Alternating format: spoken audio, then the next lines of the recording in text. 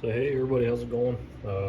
So we're back actually on the bench for the Homelite Super Mini SL. I'm going to be starting the porting work pretty soon, but before I did that, something wasn't feeling right on the saw when I was running it, and I split the bottom case, which I actually hadn't done fully when I rebuilt this because. The seals were still good, so I didn't think that anything would be bad inside. Obviously, I looked at them. I took the cylinder head off, but I never actually split the case. What I found is we have a lot of chipping on the inside enamel. See that, guys? It's all back in there, so that's going to be a little bit of a problem because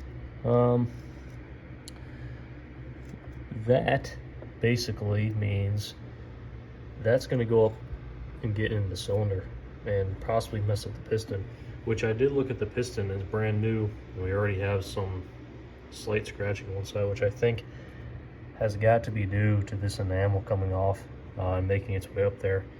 Also, you see that, guys? See that little crack right there? Now I gotta be honest with you, I don't know if that's from me taking this splitting the case, because it was stuck. I mean, it was about as seized as you could it was about as seized as it possibly could have been. So I had to put my puller, get in around that thing and pull it off, and fortunately I couldn't be gentle with it, so scratched it up a little bit. So I'm gonna have to still a little servicing on that, but that's not gonna be too bad.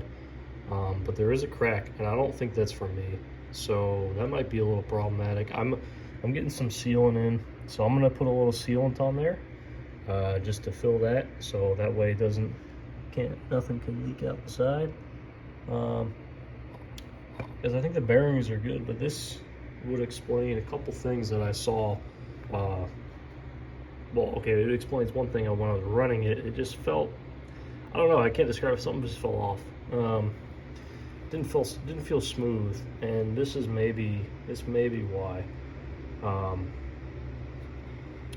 So I got a little bit of work to do, unfortunately, before I actually get the porting work done, which I put the timing wheel on there, and I got my timing numbers. So exhaust opens 102 after dead center, duration's about 156 exhaust duration, transfer opens at 120 after top dead center, and transfer blow down, we get about 18 degrees blow down.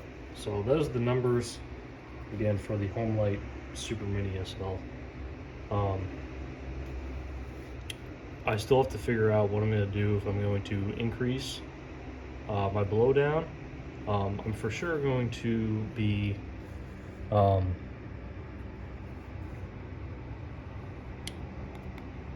messing with the exhaust numbers. The reason I don't know is I'm still kind of thinking through what I want to do here. But yeah, I have some concerns about this bottom end. I got to be honest, because if it didn't feel good right now, and I notice a crack there, I'm a little concerned that, because I mean you can see that. I mean that's all the way in. So there's definitely some concerns. I think this will still be a fine running saw. But again, this is an old saw. I mean, this is a 50-year-old saw. I expect to see problems like this, and obviously no, it's not going to be running the same way a brand new saw would be. But also, I'm also not making it, I'm not intending this to be a work saw.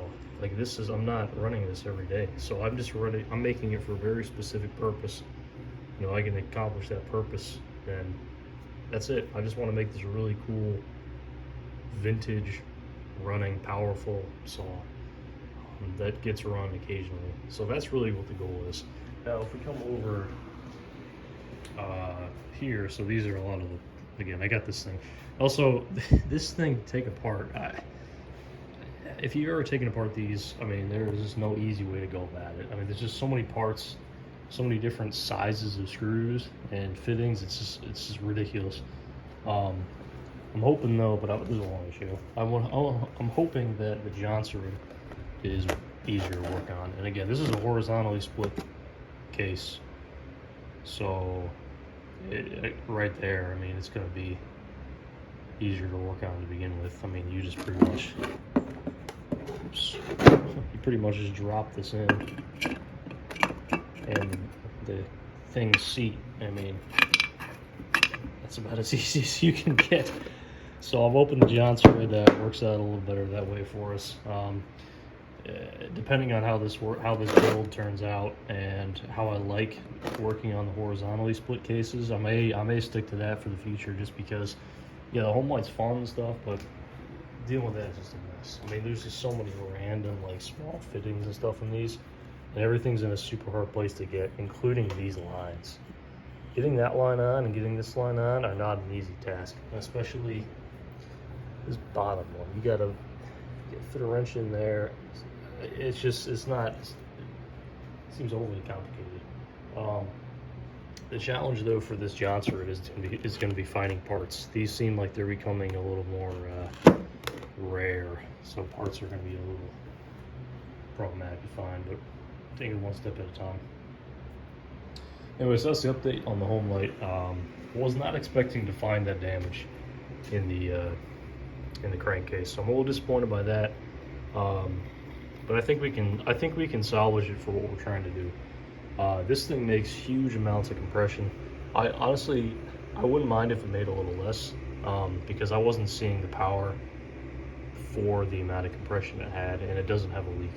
So I don't know. I'm gonna mess with this a little bit and see what we can come up with. If you saw any of the work I did on the if you saw any work that I did on this one, this is my this is the gas blower that I fabricated, 2 spark plugs in the top cylinder. I lifted this a little bit, or for reducing compression a little bit, or the compression ratio, because I didn't mess with the intake.